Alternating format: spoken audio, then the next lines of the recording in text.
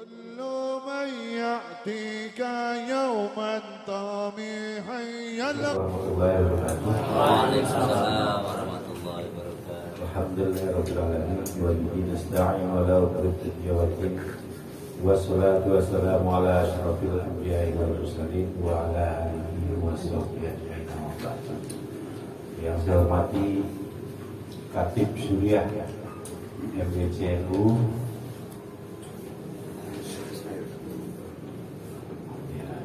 sudah kenal sejak lahir, Bapak Yusuf Ismail. Yang saya hormati Ketua MWC Pak Asep and the gang, Ketua Rastik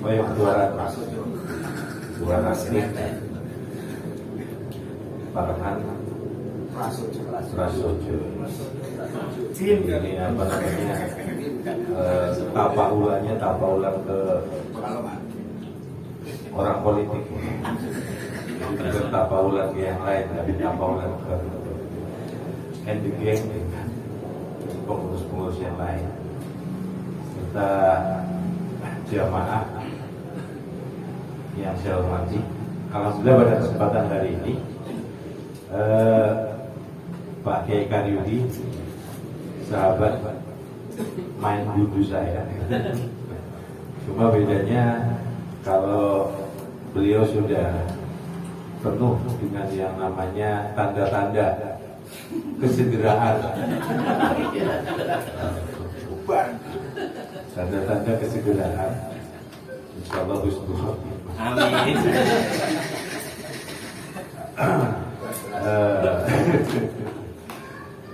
Saya sangat surprise sekali datang pada malam hari ini, karena mungkin kalau baju saya dicopot kemudian ada kolam renang yang memang ada kolam ikan, kalau diceburkan itu mungkin pada pingsan semua, karena dari pagi keringetan dan belum mandi. Kalau beliau memang di rumahnya sudah mandi, tapi wangian yang belum mandi sama yang sudah mandi. Biar miskin asal sombong. Ini ibaratkan apa namanya, kalau sudah tadi didahului yang keras-keras, makanya saya seperti apa namanya, berupaya. Biasanya kalau yang keras-keras, kalau dikasih berupaya langsung lembek. Jadi saya lembek-lembek. Terkait dengan apa yang tadi sudah dibaca oleh sahabat Rono Robiatan, ya, beliau dulu masukkan kita ya, terkait dengan Rotibul Haddad yang memang dari Hadratul Maut Al-Habib Abdullah bin Alawi Al-Haddad. Ini ada di beberapa syarah. Kalau mengingat ini, kita sudah membuat beberapa simpul terkait dengan amalnya Rotibul Haddad. Ada Rotibul Atos, ada Rotibul Sibro, dan Rotibul yang lain. Dalam syarah Rotibul Haddad ini disampaikan, yang pertama, faidah daripada Rotibul Haddad, maka apa yang menjadi kesusahan hati itu akan menjadi kelapangan hati. Dan ketika Rotibul Haddad dibaca terus menerus, apalagi di dalam rumah, itu insya Allah dengan segala sesuatu dari mara bahaya, baik yang terlihat oleh mata ataupun tidak terlihat oleh mata, insya Allah selamat. Kalau Pak Kiai Karyudi ini baca Rotibul Haddad keluar, insya Allah selamat dari godaan wanita. Kemudian ini hebatnya lagi, jaminan dari Rotibul Haddad Al-Habib Abdullah bin Alawi Al-Haddad ini, ketika kalau mendawamkan Rotibul Haddad setiap hari saja, mau baca maghrib, mau baca subuh, mau baca sholat apapun, maka insya Allah dijamin husnul khotimah. Bagaimana caranya jamin husnul khotimah? Apa benar dengan membaca terus? Dijamin akan dipelihara akan dipelihara akan dipelihara ketika sakaratul maut. Kita akan membaca asyhadu an la ilaha illallah wa asyhadu anna muhammadar rasulullah. Itulah yang namanya husnul khotimah. Kalau husnul khotimah yang depan itu jualan pecel lele masih ada. Jadi ini menjadi satu penting. Kenapa? Kemudian tadi sudah disampaikan bahwa saya dan kawan-kawan Gusdip di bawah naungan Habib Lutfi bin Ali bin Yahya, kita mendirikan yang namanya Jamiah Asy-Syarifiyah di bawah Yayasan Al-Baqiyatus Sholihah Asy-Syarifiyah. Pentingnya apa? Kita membentuk ini organisasi, menjadi sebuah organisasi, bukan berafiliasi ke partai politik, juga bukan mencari ma'isyah. Ma'isyah akan datang sendirinya ketika kita mendawamkan ini. Artinya Jamiah Syarifiyah ini akan bisa menjamur, ingin membentuk, mensiarkan sholawat, rotib, dan tahlil di masing-masing simpul. Jadi kalau memang mau dapat manfaatnya, makanya ketika sesuatu, jadi ini kun tolibal istiqomah walatakun tolibal karomah. Jadi ketika kita butuh hajat saja, ketika butuh saya pengen kebal, maka saya cuma minum pelor, itu tidak akan lama, karena itu dia hanya mencari karomah. Tapi kalau kun tolibal istiqomah, kalau ketika kita mengistiqomahkan sesuatu, itu akan kuat, karena itu dakwah sesuatu yang terus menerus. Itu karomahnya, kalau kita istiqomah pasti karomahnya muncul. Tapi kalau mencari karomah, istiqomahnya tidak muncul, maka itu akan cepat hilang. Maka segala sesuatu apapun, kalau kita istiqomah ngaji, insya Allah Pak Kiai Kalidi sudah mengumpulkan ini, maka beliau nanti akan memimpin masuk gerbang Raudhatul Jannah. Amin. Ini menjadi satu hal yang penting. Terus ketika kita bicara bahwa ini menjadi saya ngaji ya, sambutan dong. Kalau ngaji uploadnya belum ada. Uploadnya satu di stempel. Saya mohon maaf tidak mengajari para guru para semua. Tapi ini menjadi satu hal yang penting. Karena apa? Karena yang namanya ketika kita bicara terkait dengan Shiratal Mustaqim, maka di dalam pikiran-pikiran kita, maka di dalam apa yang dibaca kita di buku-buku itu, dianggapnya adalah titian rambut dibelah 7. Sebenarnya tidak itu. Yang namanya ihdinas shiratal mustaqim itu adalah seperti jalan tol lebar.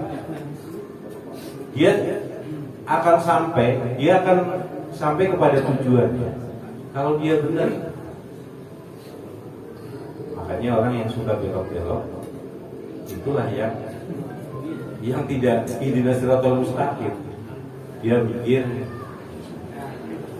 dan lain sebagainya. Itu kan tergantung amal. Makanya kalau saya ke Muara Angke disuguhi ini adalah teh panjang umur diminum. Ya memang ketika minum ya sedang hidup gitu. Umurnya panjang. Jadi ini yang memang kita lebih baik menjadi orang yang selalu mencerna. Kita lebih baik jadi orang yang sedikit berkomentar kalau kita tidak tahu. Dalam arti kata, karena ucapan kita ini kadang suka disalahartikan. Ketika kita berbicara pada seseorang yang memang emosi agamanya tinggi, contoh ini bid'ah dan sebagainya, tapi kita nggak ngerti. Makanya itu perlu belajar. Apa wal Qur'an dan lain sebagainya. Ketika kita mendebat itu dan kita tidak punya ilmu yang cukup, itu akan jadi berantem. Karena masing-masing akan berpikiran absolut. Saya ngaji ini saya benar. Di sana juga akan berpikir bahwa anggapan saya itu bid'ah, saya yang benar. Nah, ini yang apa namanya, kalau kata Kiai Karudi, kalau udah bicara ngaji sudah di awal itu berbicara terkait dengan bid'ah, minhum, itu udah bagian dari orang-orang minhum. Artinya kita tidak perlu debat, karena ketika debat itu akan menjadi. Makanya kan sudah beberapa kali saya ingatkan, jangan pernah mengajak berdiskusi dengan orang yang Anda dapat kalahkan argumentasi, tapi Anda tidak dapat mengalahkan keras kepalanya. Kamu bisa mengalahkan apa yang dia argumentasinya sesuai dengan dalil Quran dan sebagainya. Tapi karena dia otaknya sudah keras kepalanya muncul, ketika bicara keras kepala, itu adalah yang bermain adalah ego. Lu baru kemarin sore lu ngapain lu debat-debat gue? Yang bermain adalah ego, bahwa gue adalah yang paling benar dan tidak akan pernah bisa dikalahkan. Nah, itu lebih baik diam. Bukan berarti gak daripada berantem. Nah, ini yang terpenting. Saya sepakat bahwa kalau kita siapapun ketika ngaji dengan Kiai Yusuf, Kiai Karudi, sepandai apapun kita mengimplementasikan, mengartikulasikan ilmu-ilmu yang beliau serap, bisa kembangkan, itu jangan sekali-kali mendebat gurunya. Bagaimanapun juga di dalam NU itu ada namanya ta'ziman wa takriman. Kalian harus ta'zim kepada siapa? Dua orang. Yang pertama guru. Guru itu walaupun dia hanya ngajarin ngaji, kemudian kalian sudah sarjana, merasa pinter, kamu mendebat seorang guru. Itu guru ketika kecerdasan, kalau ketemu dengan Pak Kiai Karudi dan sebagainya, pernah mengajarkan sesuatu, ya ditaruh dulu lah ilmuannya, kita takdim dan takriman, menghormati. Yang kedua kepada orang tua. Sepandai apapun, kamu kan bisa disekolahin dan lain sebagainya. Karena prinsip orang tua, nggak apa-apa saya bodoh, tapi anak saya tidak boleh bodoh. Itu takdiman wa takriman, itu satu hal yang penting. Nah, ini menjadi ciri khas ke-NU-an. Kalau orang itu masih strenges ya, kalau di pasar sih dilihat strenges sudah apa-apa gitu. Itu sudah bagus. Tapi ketika sudah masuk ke majelis taklim, maka adab itu harus dipegang. Dan jangan lupa, budaya itu juga menjadi salah satu mempererat satu sama lain. Budaya apa kira-kira? Budaya senyum, budaya silaturahmi, budaya menyapa. Jangan kalau ceramah kata Patri itu bapak-bapak, ibu-ibu, babi, anjing gitu. Haram. Lah ini kan ada satu intonasi yang disalahartikan gitu. Kadang-kadang dialognya masuk.